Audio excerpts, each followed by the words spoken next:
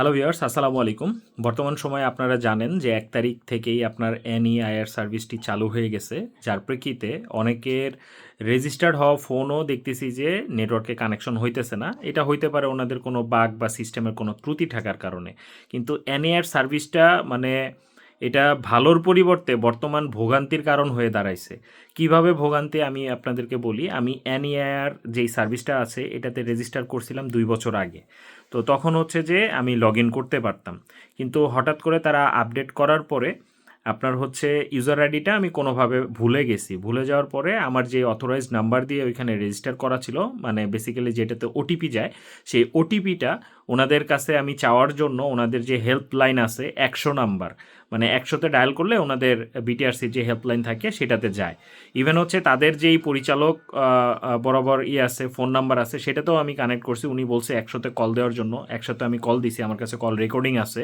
তো তারা বলছে যে অপারেটরের সাথে যোগাযোগ করার জন্য। অপারেটরের সাথে যোগাযোগ করলে নাকি এই যেই ইউজার আইডি যেটা আমি ভুলে গেছি, মানে তাদের ডেটাবেসে লগ ইনের জন্য আমার যে একটা ইউজার আইডি থাকে এবং একটা পাসওয়ার্ড থাকে, ইউজার আইডিটা বেসিক্যালি আমি ভুলে গেছি। তো সেটা উচিত ছিল তাদের হচ্ছে ফোন নাম্বার দিয়ে ওটিপি ভেরিফাই করে বের করার। এখন ফোন নাম্বার দিয়ে ভেরিফাই করা যাচ্ছে না, কারণ এখানে রিকোয়ারমেন্ট হচ্ছে ইউজার আইডি বসাইতে হবে।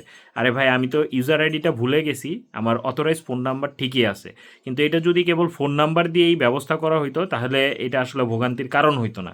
এখন হচ্ছে আমি ডেটাবেসে লগ ইন করতে পারতেছি না, যার কারণে আমি আমার নতুন যে হ্যান্ডসেট আছে, মানে যেটা কিছুদিন আগে আমি কিনেছি, সেটা যদি আমি ডিরেজিস্টার করতে চাই ওইখান থেকে, মানে আমি এমনিতে এসএমএস দিয়ে করতে পারতেছি, সেটা ঠিক আছে, কিন্তু ওইখান থেকে যদি আমি ডিরেজিস্টার করতে পারি সেক্ষেত্রে আমার বেশ কিছু সুবিধা আমি পাই।